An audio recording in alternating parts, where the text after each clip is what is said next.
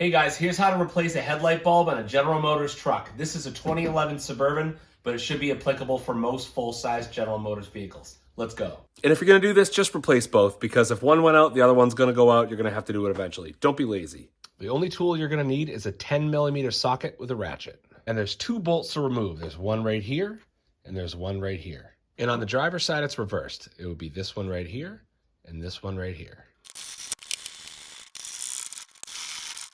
And once those bolts are out, you should be able to slide the assembly forward just like that.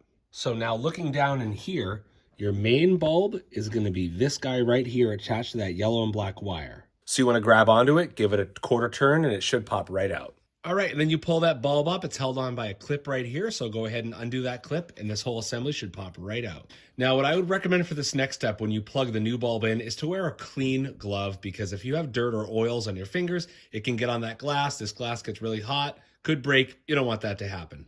Then after you get your new bulb clipped into the harness, you want to get it settled in that hole till it's nice and snug, and give it a quarter turn down so the wires are facing down, and you're all done.